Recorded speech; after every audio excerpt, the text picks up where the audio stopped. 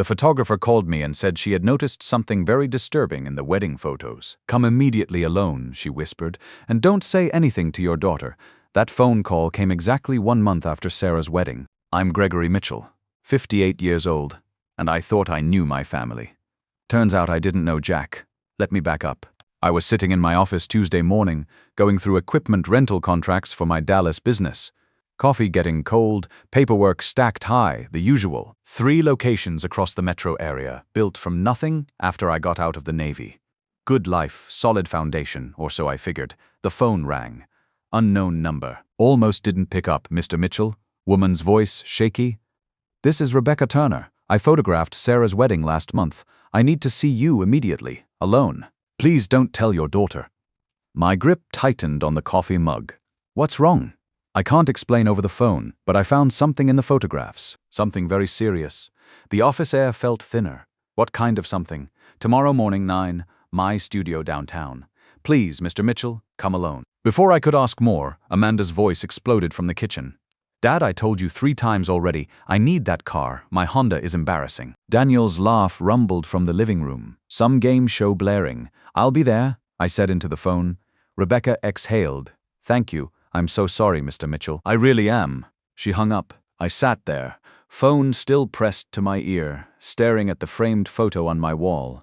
Sarah in her wedding dress, glowing. Michael beside her in his tuxedo. 1 month ago, $65,000 I'd spent on that day. Worth every penny to see my eldest daughter happy. Something very serious in the photographs.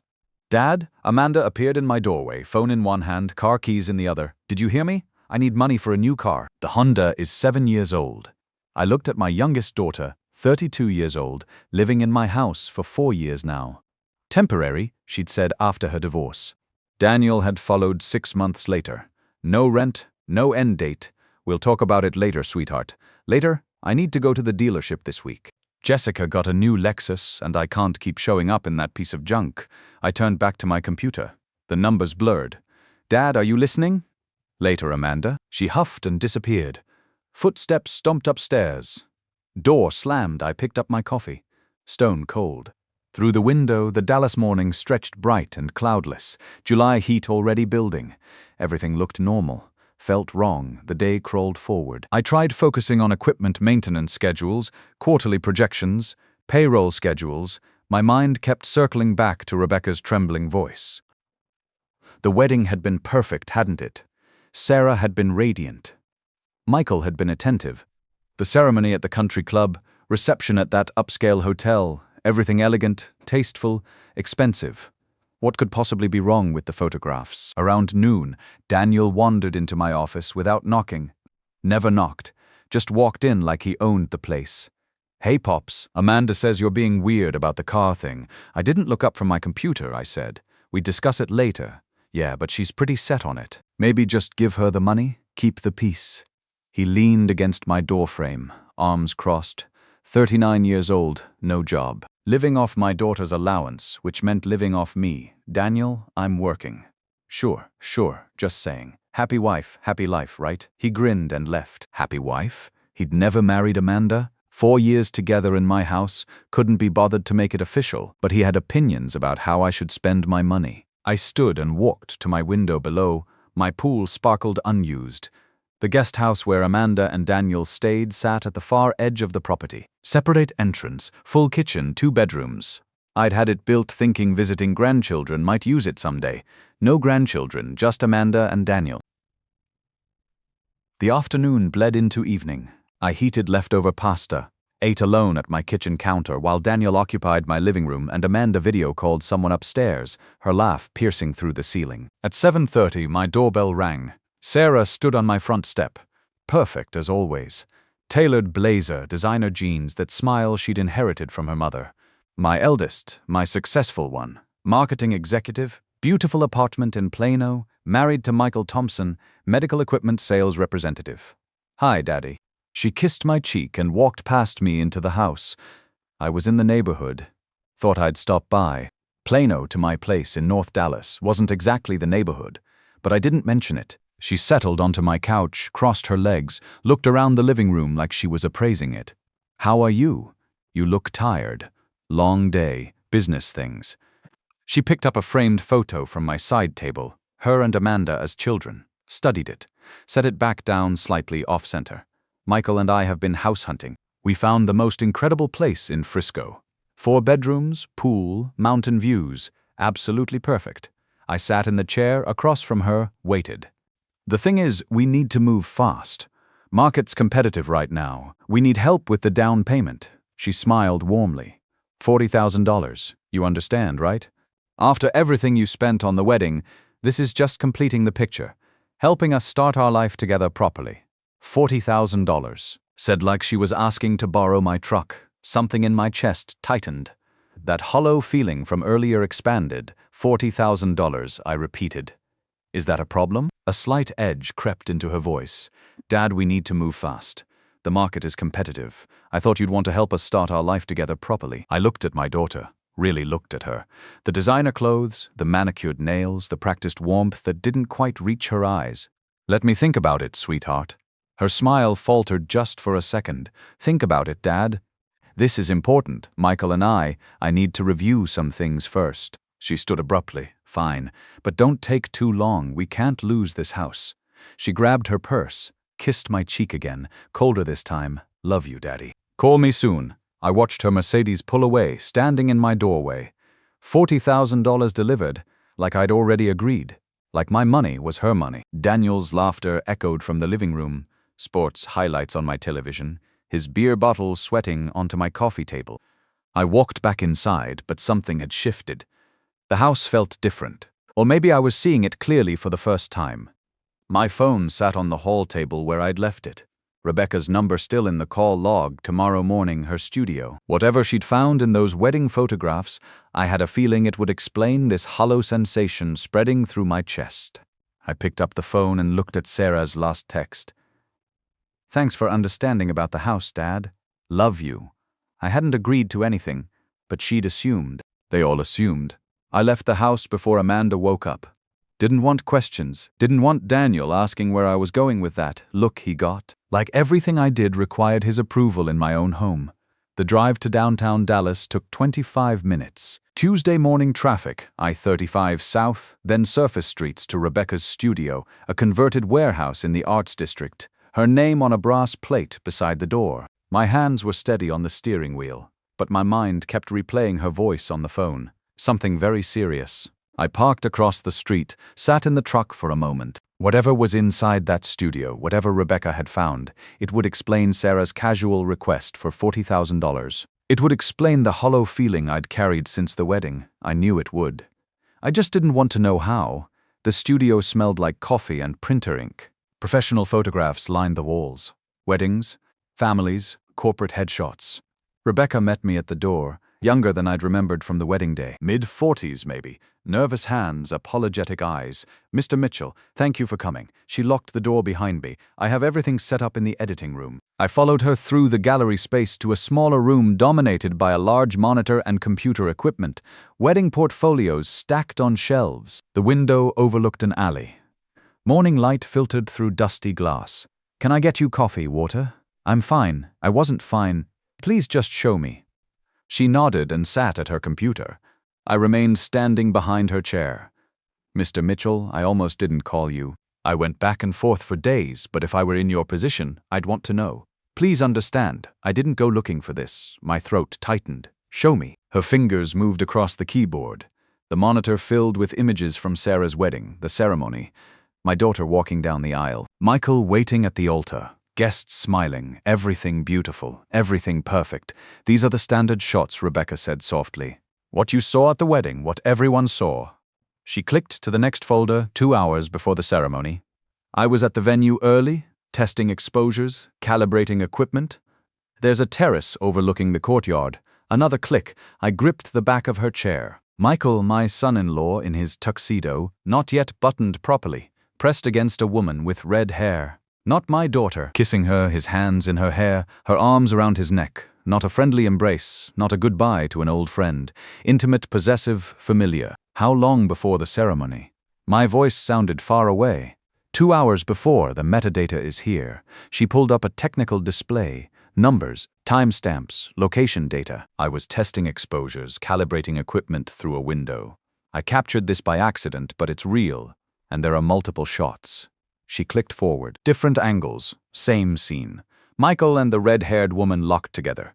In one photo, the woman's hand was visible, left hand pressed against Michael's chest. Wedding ring, gold band with a diamond. The woman, I leaned closer to the screen. Do you know who she is? Rebecca shook her head. I don't recognize her from the guest list. I'm so sorry, Mr. Mitchell. She pulled up another image. This one showed Michael's face clearly. No confusion in his expression, no drunken stumble, no last-minute panic. Just confidence, control. A man who knew exactly what he was doing. 2 hours before marrying my daughter. I straightened slowly. My knees felt weak. The room tilted slightly, then righted itself. Can you prove the timing? Absolutely. Rebecca opened another window, showed me technical data I barely understood. Digital fingerprints, file information, GPS coordinates matching the venue location, timestamps down to the second. This is forensic-level evidence, Mr. Mitchell. It would hold up anywhere. She reached into her desk drawer and pulled out a small flash drive. Everything is here. All the photos, all the metadata, technical documentation. I made copies. She held it out to me. I took the flash drive, closed my fist around it.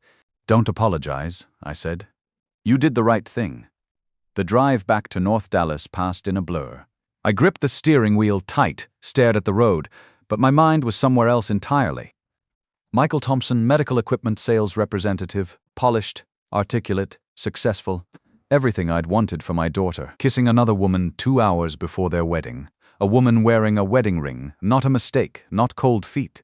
Calculated, deliberate. Why marry Sarah at all? The question circled my thoughts like a vulture. Why go through with a $65,000 wedding to a woman you were betraying hours before the ceremony? Why make those vows? Why smile in those photos? What was the point?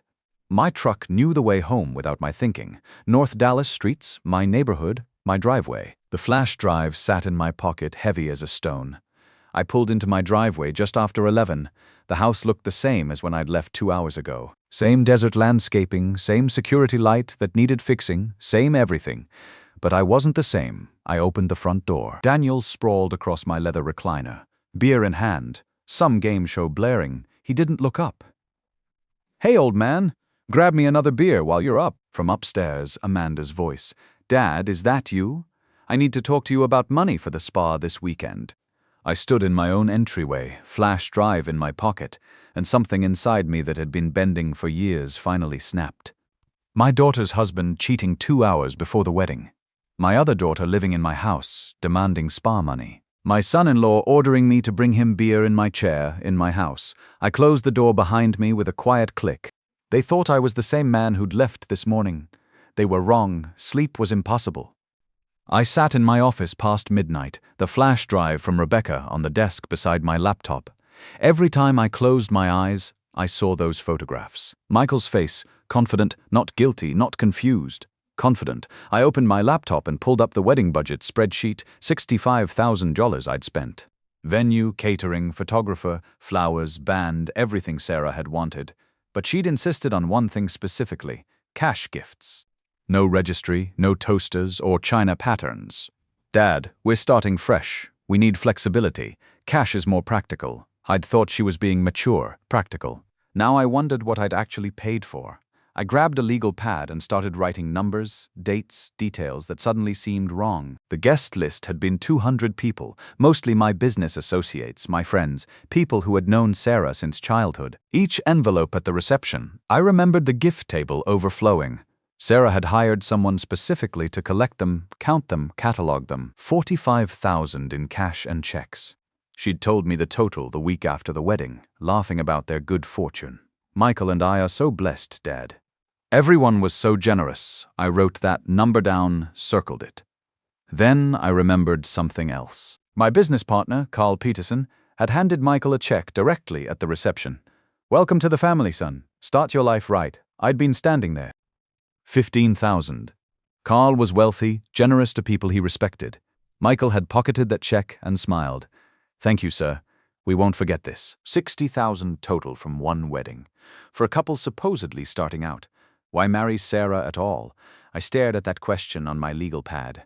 If Michael had another woman, a woman wearing a wedding ring, why go through with a $65,000 ceremony? Why take those vows? Unless the vows didn't matter. Unless the money did. My stomach turned. The night dragged on. I made coffee around 300 in the morning, stood at my kitchen window watching the dark Texas hills. Somewhere in Frisco, Sarah slept beside the man who'd betrayed her hours before their wedding. Or maybe she knew. Maybe she didn't care. That thought was worse than the first. At 7, I showered and dressed, business casual khakis, polo shirt. Left the house before Amanda woke up, didn't want questions. The bank opened at 9. I drove to the downtown Dallas branch, where I did my business banking, professional territory, safe ground. The manager, Patricia Williams, greeted me in her office. We'd worked together for 15 years. "Mr. Mitchell, what brings you in this morning?" "I wanted to verify a check I wrote. Wedding gift for my daughter, $20,000. Want to make sure it cleared properly." Patricia pulled it up on her computer. "Let me see. Yes, here it is. Joint account for Michael and Sarah Thompson. Check cleared without issues. Joint account," I said casually. "When did they open that?" Patricia scrolled. "Looks like May 10th, 2 months before the wedding. Not years. Not when they got engaged. 2 months. They had opened a joint account specifically to receive wedding money. Planned it, coordinated it. They must have moved fast on wedding planning," I said, keeping my voice light. Patricia smiled. "Everything happens quickly these days." I thanked her and left in my truck. I sat with the engine running. May 10th. This wasn't romance, this was logistics. I drove home through late morning traffic, mind churning. The house looked quiet when I pulled into the garage. Daniel's car was there. Old Toyota he refused to maintain. Always asking for money to fix it. I entered through the garage door to the kitchen. Planned to go straight to my office. Then I heard Amanda's voice from upstairs. "Yeah, Dad looks suspicious lately." Her voice carried down from the second floor landing, phone conversation, volume too loud. The way she always talked, I froze in the hallway. I don't know. Different somehow. "But don't worry, sis. Daniel and I can stretch this another 6 months easy. By then, he'll cave and buy us that condo just to get rid of us." Sarah's voice came through the phone speaker. Amanda had it on high volume, laughing. "Perfect. I've got 2 more months of playing happy wife. Then I file. Half those gifts are legally mine in Texas. Michael already agreed to 60-40 split. Easiest $45,000 I ever made." My hand found the wall, steadied myself. Amanda laughed. "And Michael's little girlfriend doesn't even know about the plan. This is perfect. Dad's so busy feeling proud of your marriage, he doesn't see anything. Keep him distracted," Sarah said. "Make him think you need something big. That way when I ask for the house down payment, it won't seem excessive by comparison. Already on it, asked him for a new car yesterday. He looked annoyed, but he'll come around. He always does." I backed away, silent, careful, each step measured until I reached my office. Closed the door, leaned against it. My hands were shaking. 2 daughters, both lying, both using me. One planning divorce to steal wedding money. The other squatting in my house, running out the clock until I bought them off. Playing happy wife. Easiest $45,000 I ever made. I'd almost let it happen. Almost written Sarah that $40,000 check for her house down payment. Almost. I sat down at my computer. Typed property lawyer, Dallas, Texas. Timothy Nelson's name appeared 3rd in the search results. 25 years experience, real estate law, family trusts, asset protection. His office had an opening tomorrow morning at 900. I made the appointment. Then I sat back in my chair and looked at my closed office door. Beyond it, Amanda was probably still on the phone. Daniel was probably still planted on my couch. Both comfortable, both confident. They had no idea what was coming. I didn't either. Not exactly, but tomorrow I'd start finding out. Tomorrow I became something other than a wallet with a heartbeat. Nelson's office was in a glass building downtown, 23rd floor. I arrived 10 minutes early and spent them in the parking garage organizing my folder one last time. Wedding spreadsheet, flash drive from Rebecca, my notes from last night, 3 pages of timelines, quotes, dollar amounts, evidence. The elevator ride up felt longer than it was. I'd made business decisions for 40 years, negotiated supplier contracts, handled employee disputes, weathered economic downturns. This shouldn't feel different, but it did. This was my family. My daughters. No, not family, not anymore. They'd made that choice when they turned me into a transaction. The reception area was professional. Glass desk, leather chairs, abstract art I didn't understand but recognized as expensive. A woman looked up from her computer. "Mr. Mitchell, Mr. Nelson is ready for you.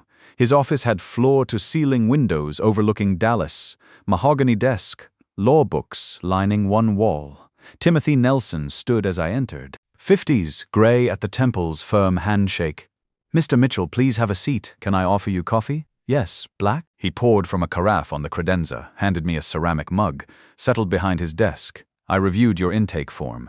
You mentioned property issues and family matters. Tell me what's happening." I placed my manila folder on his desk, opened it methodically. "A month ago, I paid for my daughter's wedding. $65,000. 3 days ago, the photographer showed me pictures of my son-in-law with another woman 2 hours before the ceremony. Yesterday, I discovered my daughter planned this. The marriage was a scam to collect cash gifts and split them." Nelson's pen paused over his legal pad. "When you say planned this, you have evidence both your daughter and her husband intended to divorce from the beginning." I overheard my younger daughter on the phone with her sister. Quote, "2 more months and I file for divorce. Half the gifts are legally mine. Michael already agreed to 60/40s. Those were my daughter's exact words. I slid the flash drive across his desk. "The affair photos are here, metadata included. Trump sumps, GPS coordinates, everything." Nelson inserted the drive into his computer, clicked through files. His expression didn't change, but his jaw tightened slightly. "And your younger daughter, Amanda? She's been living in my house for 4 years, her boyfriend with her. No rent, no lease, constant money demands." I pulled out my handwritten notes. "Yesterday's phone call? She told Sarah they'd stretch it another 6 months until I bought them a condo." Nelson made notes, circled specific details, underlined 4 years and no lease. "Mr. Mitchell, in Texas property law is very clear. Your house is your property. If there's no written rental agreement, you have the right to begin eviction proceedings. 30 days after written notice, something loosened in my chest. A courtesy, not a negotiation." Nelson pulled a thick book from his shelf. Texas Property Code opened to a flagged section, turned it so I could read. I leaned forward, scanned the legal text. "It's straightforward," Nelson said. "We draft a formal notice. You serve it personally or via certified mail. They have 30 days to vacate. If they refuse, we file with the court for removal. What about the rest? My assets, my business. I don't want them getting anything when I'm gone." Nelson closed the property code. "That's where an irrevocable trust becomes valuable. We transfer your assets into a trust managed by a professional trustee. You maintain control during your lifetime, but after death, distribution follows your instructions. Much harder to challenge than a simple will. How soon can we start?" Nelson smiled slightly. "Today, my fees for this work, eviction notices, will revision, and complete trust creation, will be $8,500. I'd spent $65,000 on a fake wedding, another $45,000 collected by my daughter and her accomplice husband. That's acceptable." The envelopes arrived Friday morning. Nelson's return address, heavy paper, official seals. I set them on my desk and looked at them for most of the day. By evening, I was ready. I could hear Amanda and Daniel in the living room. Daniel's voice carried, excited about another scheme. "Craft breweries are huge right now," he was saying. "Dallas market is perfect. We'd need about $30,000 to start. Your dad would see returns in a year." Amanda laughed. "He'll do it. He always does. Just frame it as helping family, and he'll write the check." I picked up the envelopes and walked down the hall. They were on the couch, comfortable. Daniel gesturing, Amanda nodding. My TV, my couch, my living room. I placed the envelopes on the coffee table between them. "What's this?" Amanda picked up hers, puzzled. "Official eviction notice. You have 30 days to find other housing." The words landed like stones in still water. Ripples of silence spreading outward. Amanda tore open her envelope, read the heading. Her face drained. Daniel grabbed his, scanned it. "Have you lost your mind, old man? This is our home. This is my house. You haven't paid rent in 4 years. Time to grow up. This is insane." Daniel moved closer, fists clenched. "Everyone will know what kind of father you are. The notice is legal, 30 days. I suggest you start packing." Amanda grabbed my arm. "Dad, please. We can work this out. We'll pay rent." I removed her hand gently but firmly. "Turn toward the hallway. You'll regret this." Daniel's voice followed me. I walked to my office, closed the door, locked it with an audible click. Behind me, chaos erupted. Amanda's wailing, Daniel's shouting, furniture scraping. I sat at my desk and listened. Their panic was music. The next 3 weeks became psychological warfare. Day 2, I found my coffee maker shattered on the kitchen floor. Day 7, Sarah arrived with a psychologist. We thought it might help to talk. I showed them both out. Day 28, Amanda knocked on my office door alone. "Dad, can we talk? Just us?" She sat, tissue in hand, eyes red. "I've been thinking about everything. You were right about Daniel. The performance was flawless." Trembling voice, vulnerable posture. "If you'd truly realized your mistakes, Amanda, you wouldn't be asking for forgiveness as a transaction." Her face changed. Tears stopped. Voice went hard. "Fine. You want to be alone, be alone." The 30th day, I pulled into my driveway at 10 a.m. The sheriff's vehicle arrived 30 seconds behind me. Nelson's car followed. Deputy Charles Wilson stepped out. Mid-40s, experienced professional. "Mr. Mitchell, let's get this done." 2 hours later, they carried their last bags to an old sedan. At the car, Amanda turned. "You'll regret this. When you're alone and need help, don't come crying to us." I met her eyes, calm, certain. "I won't." They drove away. I stood in my doorway, my house, truly mine for the first time in 4 years. That evening, my phone rang. "Sarah, I hope you're satisfied." Her voice was ice. "You destroyed this family." "I didn't destroy the family, Sarah. I stopped letting it destroy me." 3 days later, my phone buzzed with a text from Michael. "Gregory, I saw the photos." Sarah knew about my relationship too. This whole marriage was an arrangement. $10,000 to let this play out quietly. I read it once, deleted it, blocked the number. It's late August now. I sit on my patio with morning coffee, watching the sun climb over Dallas. The air is warm, but here on the hillside, there's a breeze, quiet, completely quiet. 6 weeks since the eviction. 6 weeks of living alone in my house. Everything works now. The TV remote stays where I put it. My chair holds only me. Wednesday, I have my guitar lesson. Friday, I volunteer at the senior center. My phone rings. Rebecca Turner. "Mr. Mitchell, I hope you don't mind me calling. I've been wondering how things turned out." "Things are good, Rebecca. For the first time in a very long time, things are truly good. Would you like to get coffee sometime?" "I'd like that. How about next week? Coffee with Rebecca next week." Guitar lesson Wednesday. A life built around what I want, not what others demand. Justice wasn't revenge. It was protection. It was boundaries. It was saying no when no was the only sane answer. I'd saved myself, and that was worth everything. Listen, if you're hearing this story and something sounds familiar, pay attention. Maybe your adult kids have been living rent-free a little too long. Maybe every conversation somehow ends with them needing money. Maybe you're starting to feel more like a bank than a father.